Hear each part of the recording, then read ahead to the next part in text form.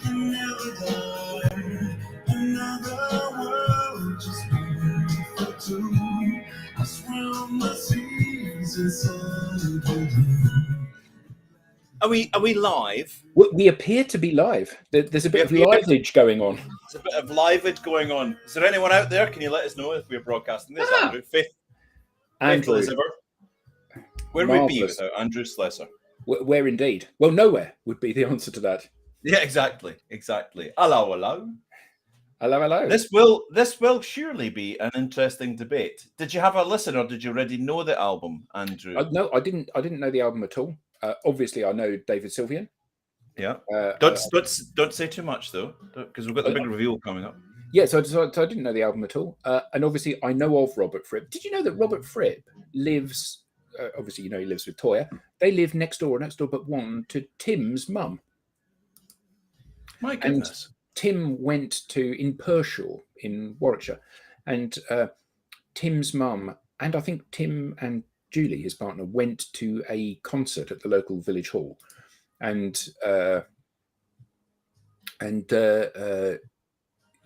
Toyah and Robert were there, and they bought 3 seats because Robert Fripp doesn't like to sit next to anybody. So Toyah sat next to Tim's mum, and then Robert sat next to her, and then there was an empty seat which had his bag on, and then someone else down there. The musical academic professor, eccentric chap that he is. Yeah. So I was going to say strange, not strange. Different kind of character. Yeah, absolutely. So this is, for those who've maybe never been with us before, although it seems we've got our core crew back, which is lovely. Good to see you, John. Good to see you, Matt and Andrew. Are they being silly when they're saying they can't see you and no, you're not? Does that mean that we were live and now we're not, or are they just winding us up? Let me have a look. I mean, this is that album. I'm just going to have a little check too. Yeah, we're all right, aren't we? We are live. Yeah, you're there, mate. You're there. This is that album, our weekly show, which has actually become a fortnightly show this week because I was away seeing Duran in Inverness, but that's for another story. Yeah, okay. We won't talk about that if that's all right. Yeah, absolutely, because we take up an hour chatting about how it was. So this is that album, our weekly show, where one of us, on alternative weeks, one of us suggests an album for us to go away and get right inside and dissect it. It might be an album that's extremely well known, perhaps lesser known. It might have been a mega seller, or it might be a bit underground. And this is our what show? 30-something? 35th, something like that. We've done a lot of these. 35 albums from ELO to we've done Fleetwood Mac, we've done Duran, we've done Lenny Kravitz, we've done what else have we done? Stop Making Sense. We've done Fine Young Cannibals. We've done George Michael. 2 George Michael albums actually. 2 Joni Mitchell albums. 2 Joni Mitchell albums. We've had this.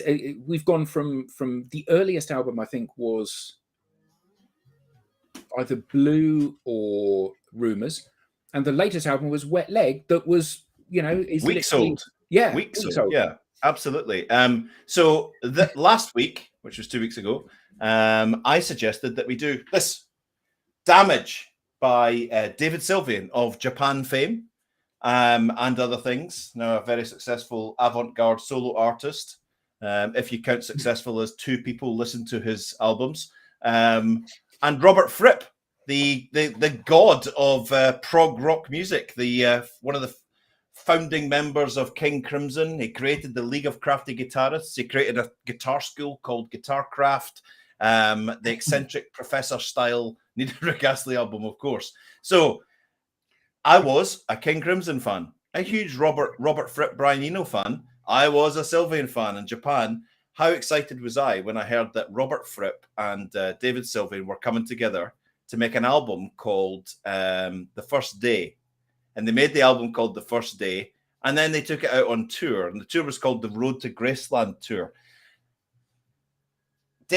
Robert Fripp brought his mates along, who also played on the First Day album, Trey Gunn, Pat Mastelotto, and Michael Brook, the guy that invented the Chapman Steak.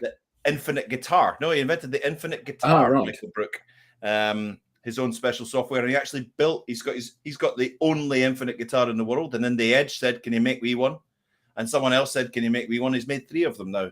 And Well, that's so not really infinite, is it? Let's be honest. If there's 3, it's not really infinite. No, not at all. So they took the idea of the first day and said, "Let's go out on tour, but let's do something really special. Let's do some of my older work." So it's all Sylvian's work, and and there's a little treat in there for the Uber fans, which we'll talk about in a second. And they went out on tour in about 93, crossed into 94. It was the Road to Graceland tour. They recorded this one, which is the Damage album, at the Royal Albert Hall in 1993. I saw the tour in January 94 in Glasgow at the Royal Concert Hall. Oh, I floated into that beautiful building, floated in there and sat down and was just washed by what, in my view, is Michelin star music, with Michelin star, unparalleled musicians in their fields that are inventive and creative and pushing back boundaries. So we've got on this album and on this live performance, we've got Trey Gunn on Chapman stick, and on the other thing that he uses, that enormous what's it called? I think I've got it here. It's the wah guitar, the massive thing that's like a big massive bass guitar, but it's got a huge fretboard and like 30 strings, and he plays it all on it's just incredible. That's a harp, isn't it? It's a harp, yeah, absolutely. David Sylvian, who it was such a pleasure to see playing a little Steinberger black electric guitar throughout the whole concert when he wasn't on the piano. Pat Mastelotto, the inventive, creative drummer, and Sir Robert Fripp, sitting there in a Japanese kimono on his stool, surrounded by all the Frippertronics and all of that. It was epic. The show started with 45 minutes of Michael Brook as a support act. Michael Brook, I'm going to recommend an album now, Cobalt Blue by Michael Brook, if you're into guitars.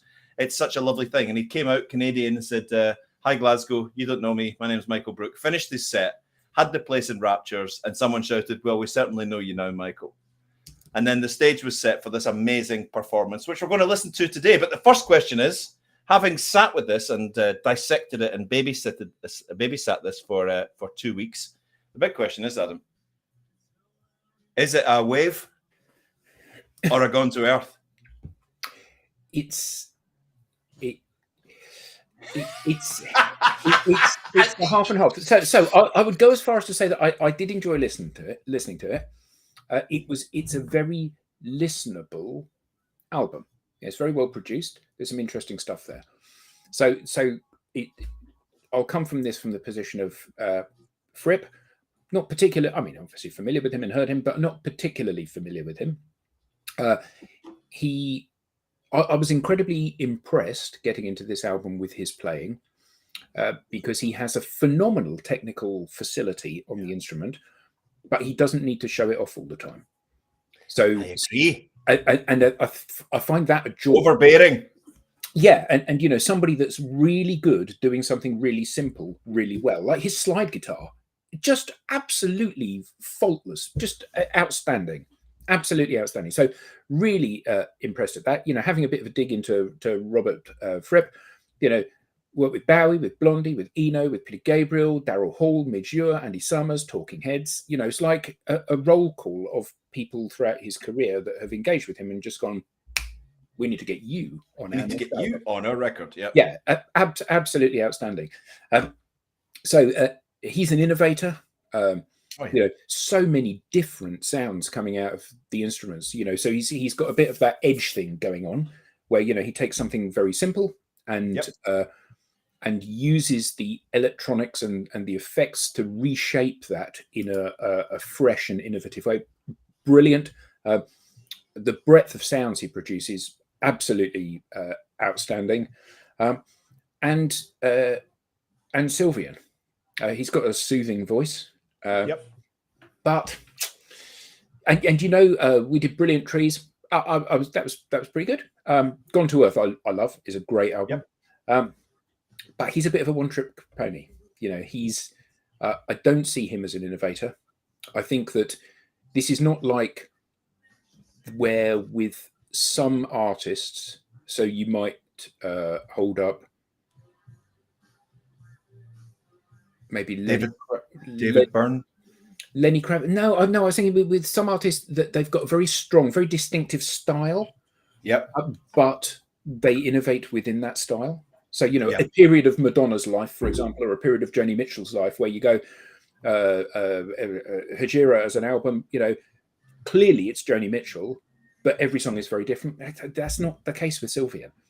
I think what happens from now on is David Sylvian from this album becomes an innovator and actually abandons all the things. So his later works after this are almost for me unlistenable too, because he's so innovative and experimental. Right. Okay. He abandons the. I had a debate with David Sylvian on Facebook, which loads of people started piling into because he had a Facebook page and never commented on it or wrote. And I wrote something. Come on, David, can you not give us something for the fans? Because this stuff, you know, you reciting an obscure bit of poetry while someone's tapping a bottle to no rhythm in the background is not exactly, you know, can you not do something for the Japan fans? Give us a bit of Quiet Life or something like that. And he came back on and he said, with his official account, and started for an hour. I was sweating because he was getting into his view of the artist and how they have abandoned musicality, have abandoned rhythm, traditional rhythmic structures. And I asked him the question. I was like, is there none of the fans and what we mean to you? Is that not important? And he said, unfortunately not anymore. I've transcended to a space now where I make my art and I don't care if anyone listens to it. I make my thing. And people are like, "Oh my god!" So I said in my notes that I was writing about this. I said I suspect that Sylvian is unbearably pompous. Oh yes, and I find that very, very much a turnoff. You know, right. There are some people where when you engage with them, you know, you meet them after the event, and they're real people. You know, or you engage with them online, or you see how they engage with their fans, and you just think, oh, yeah, you're I like you. I don't get that about him. I think that he thinks he is lofty and above everybody else, and I find that, you know, he may or may not be talented. You know, obviously any art form is a very subjective thing, and you know, what you love, I hate, and vice versa. And that's perfectly okay, but you know, the people that extend him the freedom to be able to recite poetry whilst tapping a bottle are people like you that buy his albums, and actually he therefore owes you a certain respect off the back of that. I think so. Yeah. And I think that the arrogance that the man displays is quite. Yeah, it is a bit of a turn off, but he's still a hero. He is an innovator, and he is fantastic. And we'll discuss that in a second. 1993, this came out.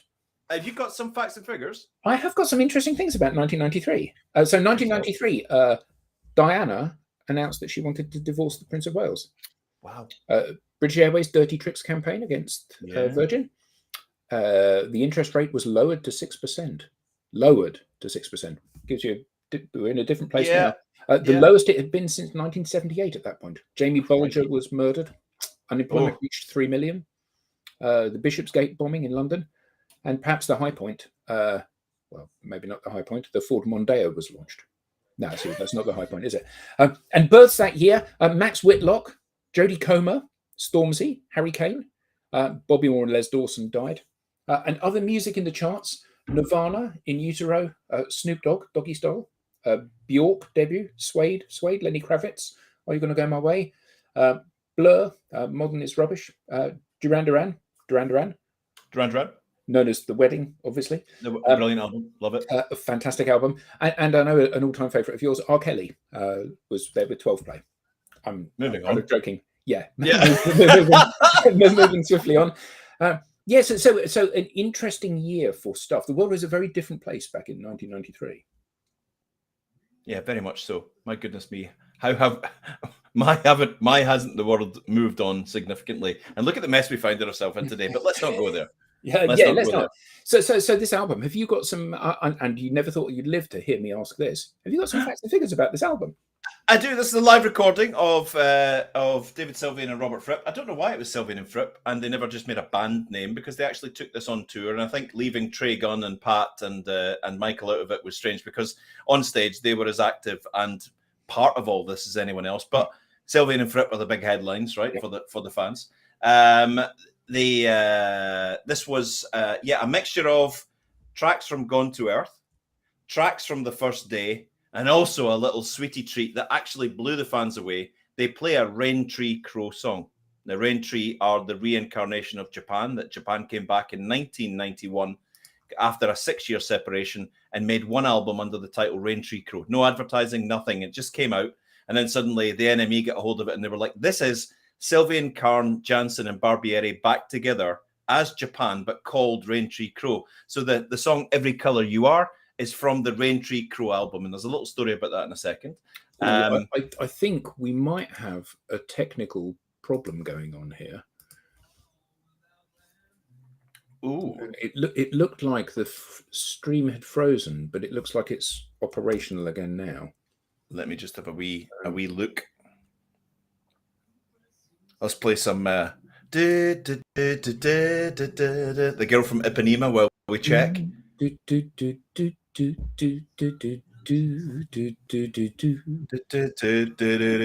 We're still live and chatting on your page. Yeah. Yeah. Strange. Yeah. Okay. So the album was originally mixed by Fripp. It was first released in 1994 as a limited edition box set. It was remixed by Sylvian and re-released in the standard jewel case packaging with different artwork in September of 2001. It's got Sylvian, Fripp, Trey Gunn, Michael Brook, Pat Mostolotto, and there's people that are listed as staff, which is quite staff. A bunch of people at the kind of top of their game in the jazz space, in the rock space, and it's just a little bit of joy. Quick word on Sylvian being a bit of an arse and up himself. He came out with his face like Fizz. He walked out. Glasgow stood on its feet. He hadn't performed in Glasgow since the early 80s with Japan. And Glasgow lost their minds for him, right? It was a seated concert in a beautiful concert hall. They played the opener, God's Monkey. And when he walked up to start Brightness Falls, the second track, someone shouted in a very Glaswegian accent, "It's good to see you back, David!" He was furious. Absolutely furious. He stopped, he took a step back, he took a breath, and he turned around, never said a word, never said, "This is Brightness Falls." The only thing he said, which wasn't part of the lyric to a song, was at the very end, "Thank you." No interaction, nothing, and was raging at the little bit of chat from the Glaswegian. But they came out, walked on stage, and launched into God's Monkey.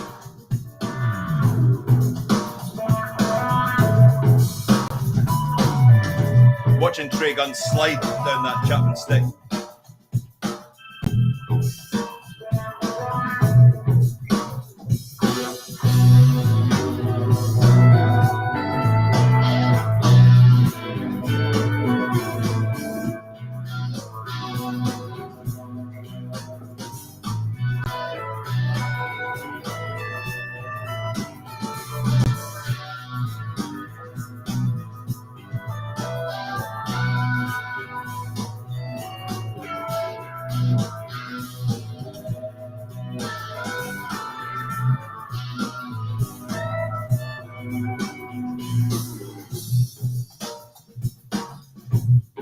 Wait for David.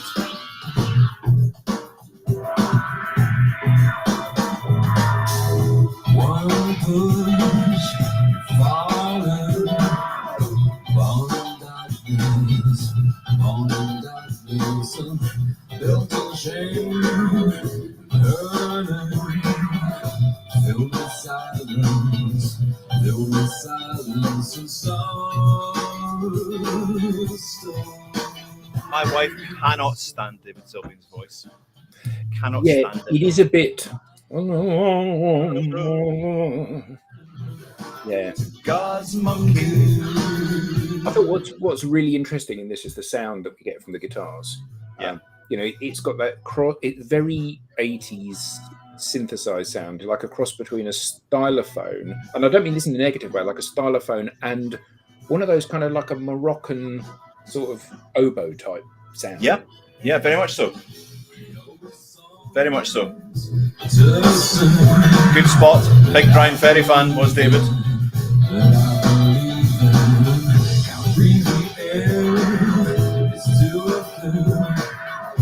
quite a funky start, and I was like, how's this going to go down? I knew the track God's Monkey, but I thought I don't know what they're going to play. But they started with this, and it's quite funky. Yeah. You know, it's quite funky, kind of like chic style guitaring going on with all the soaring synths and all that.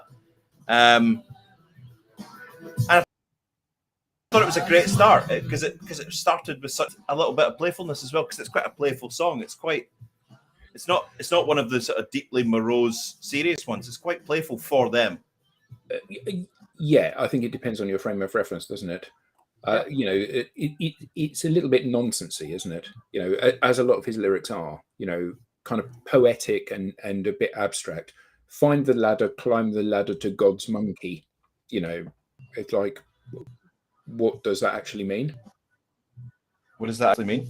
But always have to have meaning to our lyrics, and then sometimes there is a bit of beauty in the abstract, right? But you're right; it's not the most of lyrics, but that tells me that we're just having a bit of fun with this. It was quickly written, I guess, and they just put it together and allowed themselves to show their sort of musicianship a little bit.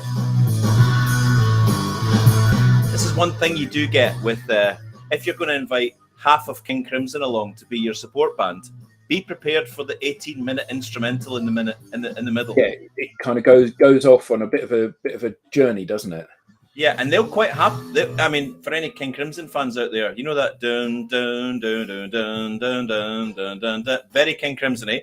And King Crimson will do that for 20 minutes before Adrian Bellew starts singing.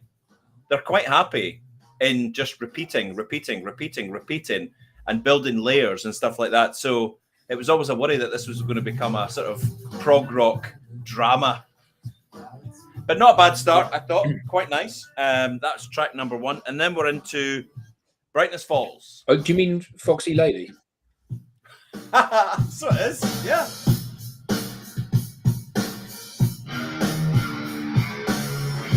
You know you're a cute little heartbreaker. Exactly. Well, it's more sort of bit of Wayne's World going on here. Yeah, Wayne's World.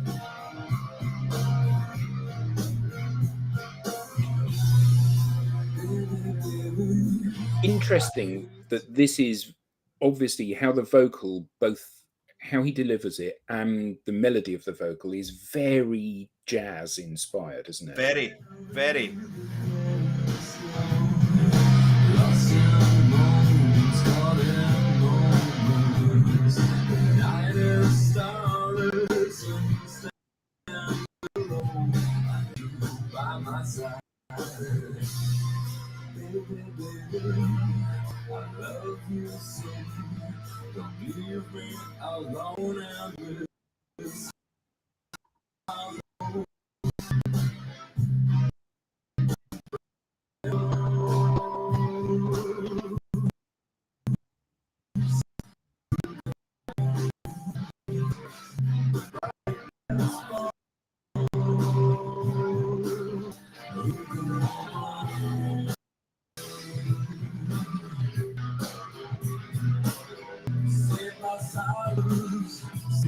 Yeah, I think we've got a little bit of a glitch in the chat, but stay with us, folks.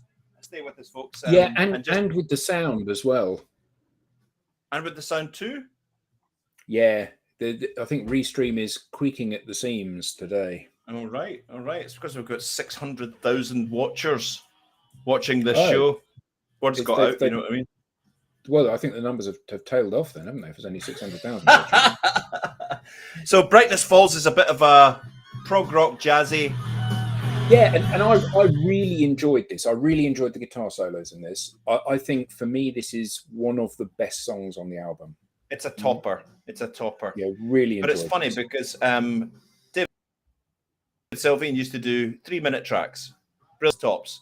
He hooks up with his mates from King Crimson, 6 minutes 39 for the first song, 6 minutes 29 for the next one. So they're like, Can we just do like a 3-minute solo? Can we just do that? Is that okay? Oh God, okay, Robert. Crack on and do your thing. But actually, you know, I mean, I think that sort of thing works better in the live environment than it does in the recorded environment. But actually, there's something quite charming about that, isn't there? When people explore themes, and you know, when you go, oh, well, 6 minutes is really long for a track. Well, it isn't really. Look at a Tchaikovsky symphony. You know, 20 minutes on a single track. You know, it's kind of, it's okay. if you've got something to say, you should be allowed to say it. And I think that this is a good example of a song that, although, you know, I'm not a fan of this album, I thought this is the sort of thing that I would listen to again. Very good, very good. That track leads into none of the fans could believe it. We're all sitting there. Most of the people in that room had either, like I would say 95% of the people in there were Japan fans. 5% were King Crimson, Robert Fripp fans, right?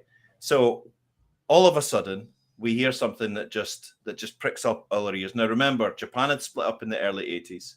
They hadn't spoken to each other. They'd fallen out because David was too controlling and wouldn't let Mick play his bass. And Mick was becoming a superstar and doing solo interviews about his bass technique. So was Steve and all of that. And David was like, it's my band. It's my band. I'm David. I'm the most beautiful man in the world. And so they meet up and they're like, do you want to put the band back together? They make this wonderful album in over 89 and 90, and it comes out in 91. Rain Tree Crow. It is phenomenal. You sit there and it's like, what if Japan? So Mick writes in the book Japan and Self-Existence, which I have back there. We came together. It was a little bit awkward for a while. We got in the room, we sat down, and I said, well, I've got some ideas, and I'll tell you what, I'll dial the bass down, right? So for the whole album, you don't really get you don't get all that. It's very, very, very subtle album. The tracks on it are beautiful. Sarah actually loves that album. One of the best tracks on the album is a track called Every Color You Are, which has got a very haunting start. So the fans are sitting there, knowing that he's denounced all of Rain Tree Crow in Japan, and he starts to play the opening lines to Every Color You Are. Just a little bit of a side note on the album. Mick said we were all feeling really positive because we sat down and we said, right, listen, let's reinvent Japan. Let's come back and be a bit more accessible because we were getting a bit abstract with the end of Tin Drum and Oil and Canvas and all of that. Let's be a little bit more accessible and let's produce a beautiful piece of work, which is gorgeous. Yeah, absolutely. So let's look upon this as the first stage of a project. So they actually sat down and spoke about releasing 3 albums under Rain Tree Crow. David said he would stop being so controlling and would let them do their thing. They recorded the album, agreed to be best mates, went away, and David went into the studio on his own and remixed everything and re-engineered all them down and changed it all and never told them. Mick said, I am done with you. Yeah. I am done with you.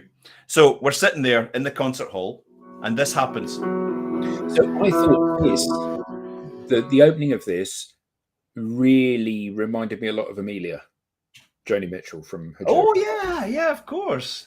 And I thought that you said about pricking up your ears. So this comes on, and I thought that, you know, the texture of this and the mix of this, I thought, oh, I like what's going on here.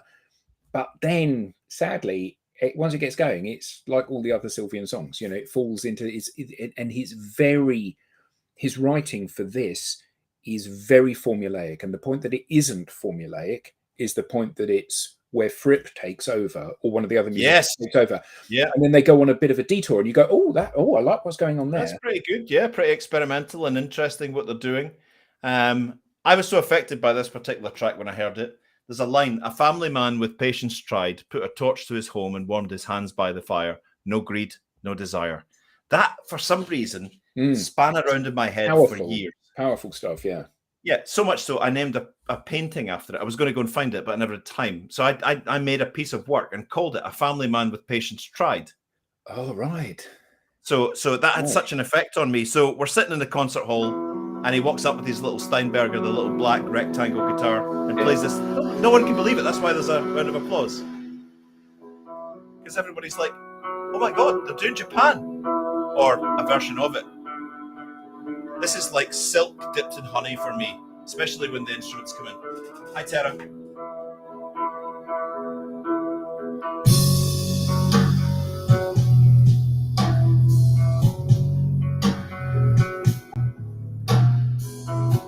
Around the audience, everyone's smiling and looking at each other going, yeah, we're liking this. We're liking this.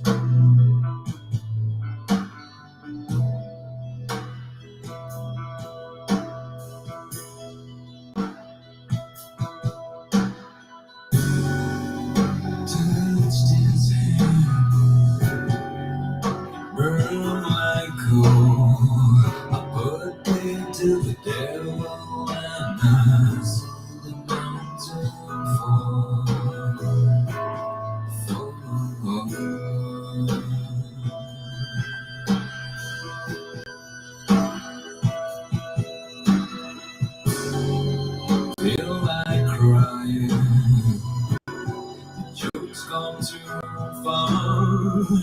You can do anything you want. Every color you want.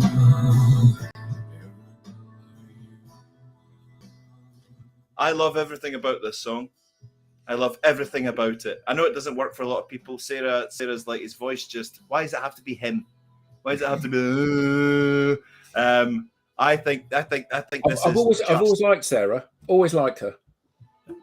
Just a little side note for anyone who knows Sarah. Sarah is currently pacing up and down in the house, trying not to scream whilst watching Nori Djokovic, which is ongoing right now. If anyone knows the score, can you let me know? Because I was having a look. Nori had broken him twice, but then Djokovic had come back and broken him. And Sarah is tennis. When Wimbledon's on, that's it. She's wearing purple and green. She's running around, and she gets so involved in the game. So she's freaking out next door. I can actually hear her. No! Yes! Yeah! That's it! Get the point! Yeah, absolutely. She's going crazy. Nice to see you, Tara. That means our chat's working some way. Yeah. In some way. So that is Every Colour You Are. I'm just going to give you a bit more of it because he sings that beautiful lyric when he comes back.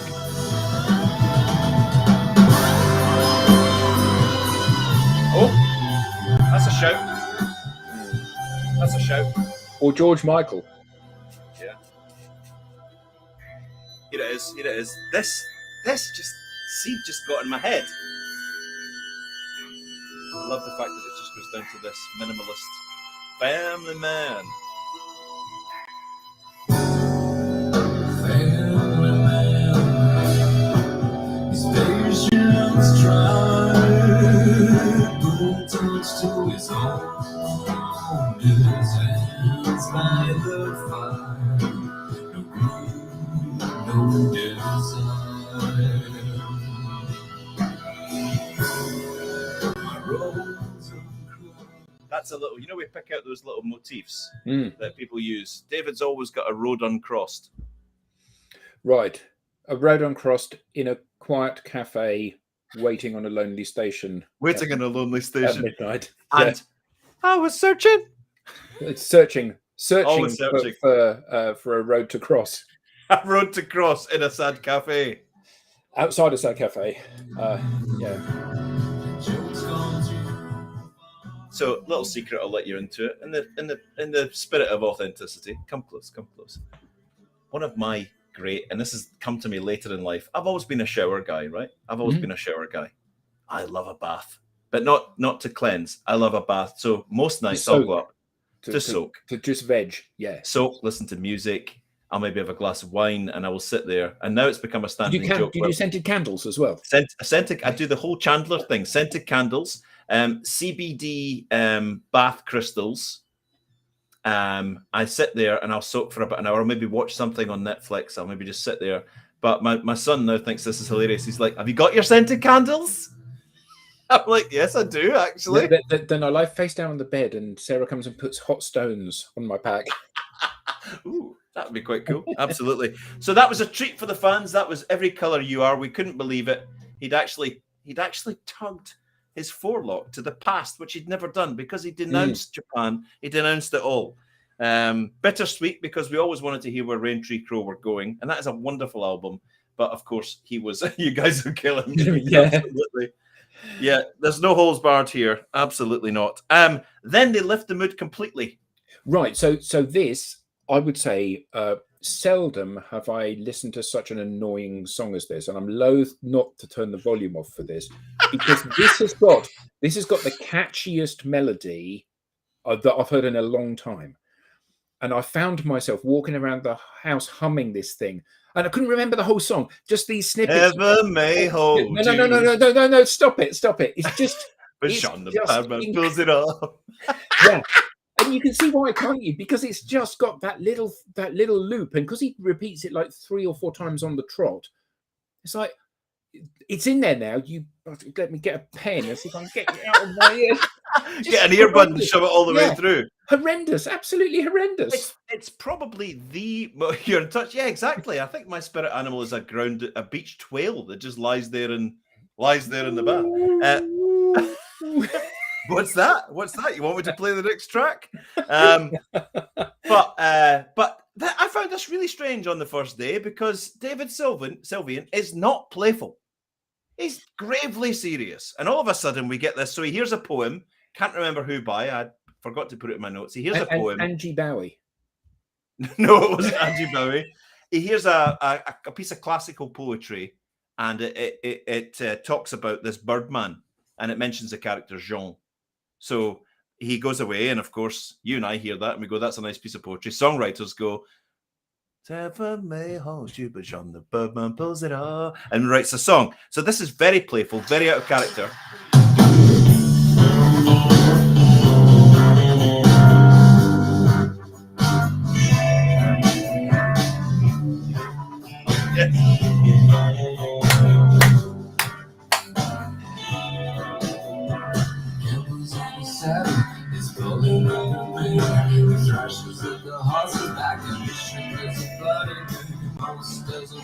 Come on, Adam, join in. This is very unlike him because he's such a miserable sod normally, and this is really fun. upbeat and boppy almost, isn't it? Yeah, you could have a little dance about to that.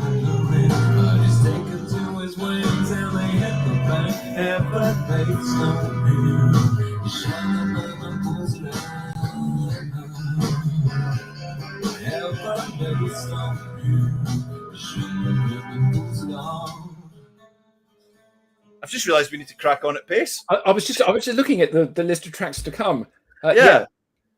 Okay, so we've I think we've agreed that that's playful and fun and really annoying because it gets stuck in your head and you can't get it out again. Yeah, absolutely, big time. Next track is a King Crimson tribute album. Amazing guitar solos in this. Unbelievable, amazing.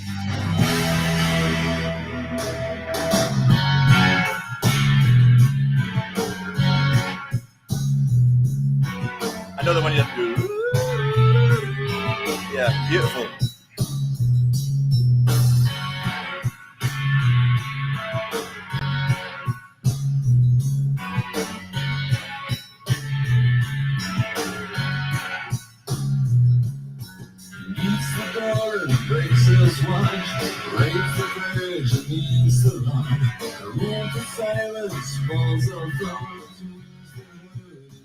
A bit more proggy, deep.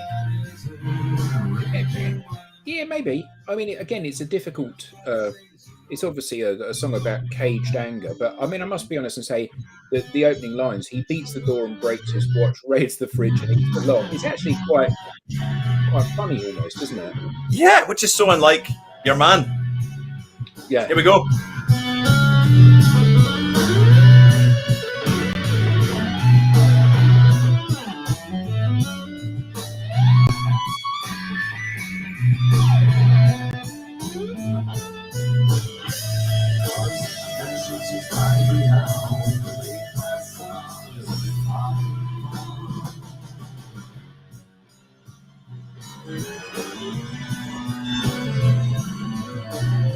A little bit obscure.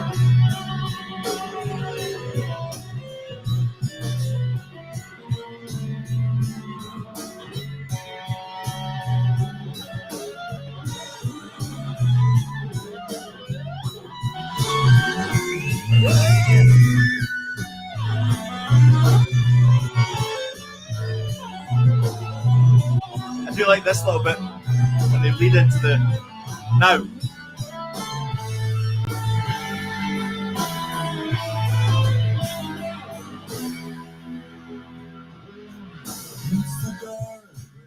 I love a bit of musical complexity where the instrumentalists branch off and then they'll hook it all back into the next verse. I think that's beautifully done. Yeah. Very good. The next one, completely different. This is one of my favourite songs of all time. Damn You If You Damn This. And anyway, Adam Gray. David on his own. With the Rhodes piano. Just him, was it? Just him.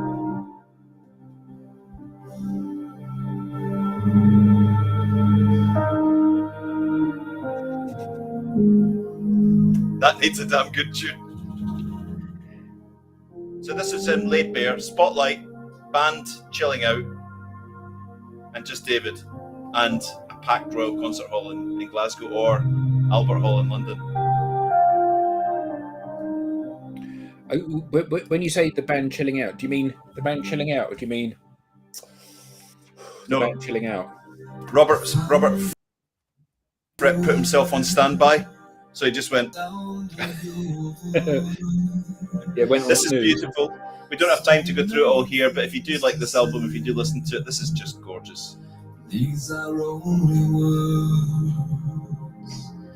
Now I've only words. He lays himself bare in a little, almost like a little solo, just a cappella, because he's just touched a little bit with some sort of keyboard backing. Just conscious of time, we're going to crack on. Now we get a little treat. We do indeed. One of your favourite albums was Gone to Earth by David Sylvian. Yeah. And one of mine as well. Taking the Veil, remember all that? Taking the Veil. Currently in the kitchen, staying away from Sharp. If David's alone. Yeah, absolutely. Quite right too. Don't. If you're in the bathroom, don't take the toaster in on the radio. Yeah, absolutely. So, Gone to Earth had quite an abstract song. The title song, Gone to Earth, was quite abstract. I love it. I love the original version. And we love the fact that they'd done a previous Sylvian. They do a more funky, softer version of the original, but they allow the guitarists to just open up and do their own thing. Yeah. Throw you up against the wall. Bind your hands with string.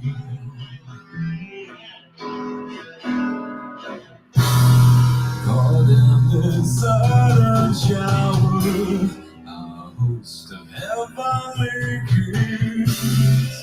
There are victims of circumstance, the angel bells that bring all the fear in the world. So the version on the album, Gone to Earth, is a bit more spiky, a bit more abstract. This one, they've made it a little bit sort of funky and sort a little bit more boppy. Absolutely. Then we're into 20th Century Dreaming, a Shaman's song. Yeah, this didn't affect me at all, really. Right. Very King Crimson. I mean, this is so King Crimson, it's ridiculous.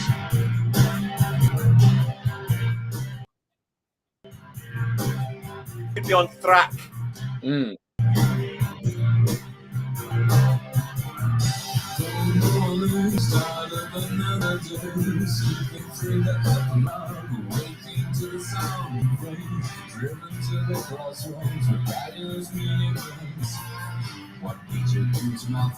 It's very complicated to keep up with that as a singer.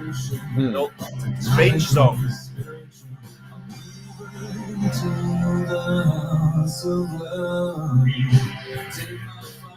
And all the way through this, David never said a word to the crowd. Not a word. Not good evening, not good night, not thank you for your support through the years. Could have actually walked down and taken the mic and said some things. No, thank you. Yeah, Done. You see, I it's funny, isn't it? Because if you just want to listen to the music, you can buy the record. Actually, part of what you want when you go to a concert is to hear the raconteur, the person talking to the audience. This was triggered by a really funny thing that happened to me when I was a kid. Totally. That's what you want to hear. You want to hear the story behind it. And you want to say, as I was traveling up here from the airport yesterday, I've not been to Glasgow for years, and it was really interesting to see how it had changed. And I love this and that. And if that's removed from the concert, it's little incentive to go and buy another ticket, really, as far as I'm concerned. Totally. You'd be as well you could have just gone there, spotted them coming on, close your eyes, and just put blinders on and just listened, because they all sat fairly still. There's no dancing about. Wasn't particularly entertaining. And then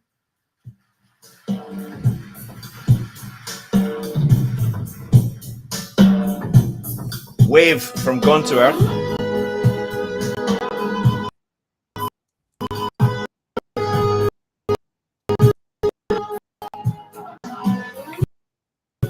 Yeah.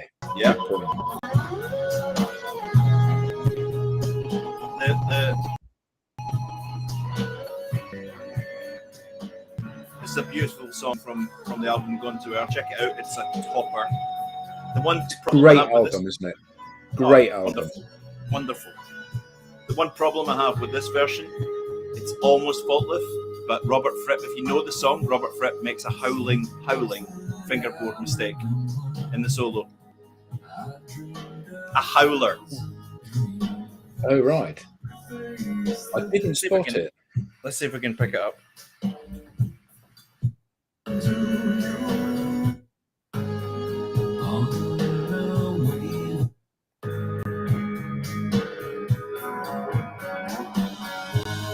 That's actually, this bit's Trey Gunn on the Chapman stick.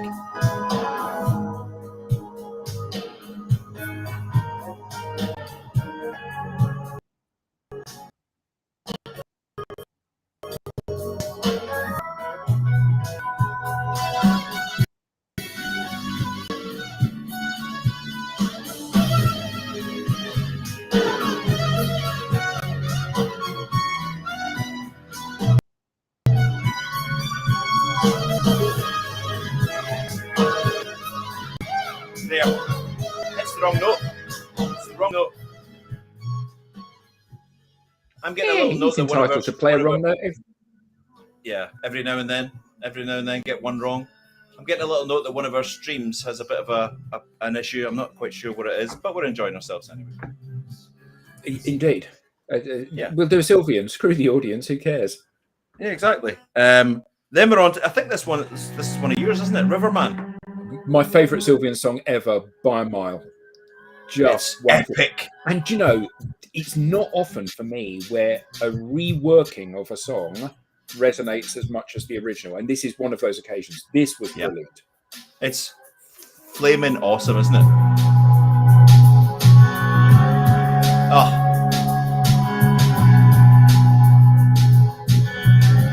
Till I reach the border.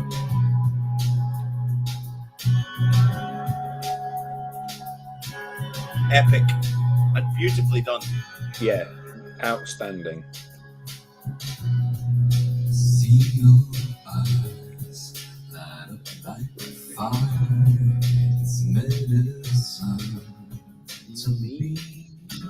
But as the hunted live their lives, you're keeping out and free.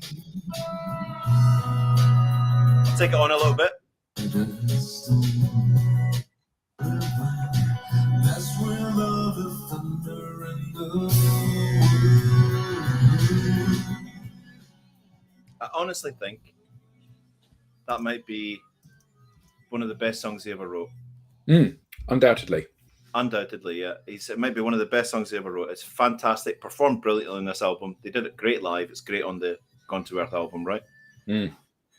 Then we've got The Blinding Light of Heaven, which is back to the first day. Now, this reminded me quite a lot of when we did the Raconteurs album. That same kind of slightly grungy sort of. Yeah. Very different. Yeah. To the other stuff. I love this song. It's playful for him again. And I think he left something after this tour. He left his playful side. she counts the trees. I tell her stories. She speaks of everything she sees. How many she's in the blinding light of heaven. Fires, nothing blows. Now she stands before me, opening the buttons of her coat. I find myself wrapped in an open arms. Yeah, you know, as I'm listening to this again, and I've listened to this countless times over the last fortnight, it's kind of, you know, every time you listen, you discover something else. Yeah. And I think that perhaps his pomposity and seriousness is a facade. And I think that what's happening here is he's doing something, he's realizing he's having a bit of fun doing it, and then he thinks to himself, actually, I can't be having a bit of fun doing this because this is not about fun, this is about art. So actually I'm going to now become more serious again, and we're going to lose some of that joyfulness of this. He's not a man with a lot of joy, is he? Let's be honest. No, not at all. Not at all. I mean, and I don't think for a second, even though it's a bit of a facade, I don't think for a second he gets into the dressing room and becomes Timmy Mallet. Hey, have a good one. Itsy bitsy teeny weeny. God, dude, David, you're on in 5.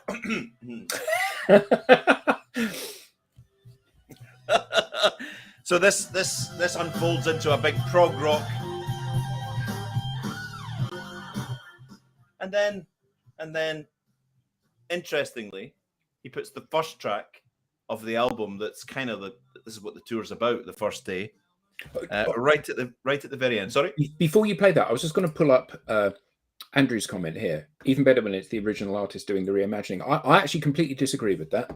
Okay. In this instance, I think the reimagining is a perfectly acceptable thing.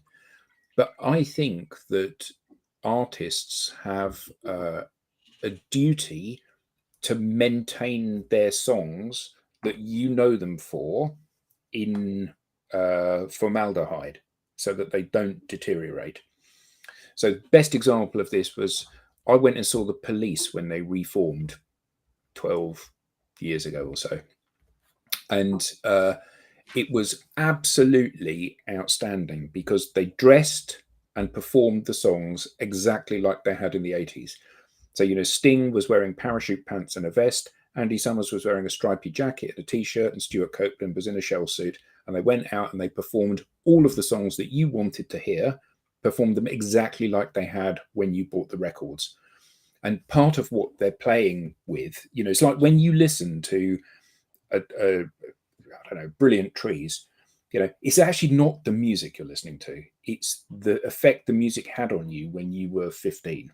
Yep. And I think that when artists mess with that because they say, well, I've grown and, I want to do, yeah, you have, but I haven't. And part of the reason that song is so special to me is because I remember that was my first kiss, or when I first got done for speeding. You listened to that song when you were 39? Yeah, well, I'm not 39 yet, but I will do. But do you know what I mean? And I think I do. Duran Duran at Inverness, Planet Earth, Girls on Film, Ordinary World, The Reflex, just like Hungry Like the Wolf, perfect. Yeah. And right, that's what you paid £200 a ticket to go and see. You didn't hear £200 a ticket to see a bunch of middle-aged men come out and do a slowed down version of what it was. Hey, do you guys like Planet Earth? We're going to do it acoustically in E minor. Yeah. So this is the last song of the album. Again, it's stripped down. The artists are behind very subtle music. I think this is gorgeous. I think this is untouchable. His voice. Oh, where did the voice go, David? So I said last week, or a couple of weeks ago, that I'd like one of these songs played at my funeral, and this is it. Right. Bring out the stars and fade to silence. Just indulge me for a minute or two, will you? I'm gonna get a bit. Let the heart decide on what you grow. Ring out the bells, trading in blindness. I want everyone there roaring and crying. Touched by wind. I'm joking. Shadow fall and water fills the room, bathed in moon gray blue. Baby came and spoke a name with promises to call again. Swimming gold in a blackened sea, she troubles me. Now the curtains can open. She troubles me. Hi, everyone. It's just gorgeous. Rolls over me. My best friend had the Prodigy Firestarter played at his funeral when his coffin was committed. Oh, crikey. Brilliant. Absolutely brilliant. That was Damage by Sylvian and Fripp. Not everyone's cup of tea. Special album for me. But we gave it a bloody good going over all the same. We were respectful to it, which is nice. That was my. I've been a bit unsettled with Adam's shorter goatee. You two are morphing into one another. Yeah, well, Eric is my role model. Put your head. Put your head right to the middle. I'll come forward a bit. Come forward a bit. Yeah, do a half and half. There you go. That's my half. Down a bit. Back a bit. Back a bit. Back a bit. It's all back to front, isn't it? So it's. So that was it. That was it. Yeah. I hope some people got something out of it. There's some cracking tracks on here. The first day, the album, the majority of the stuff's from is excellent. Gone to Earth, where he takes some of the tracks from, is great. And of course, check out Rain Tree Crow.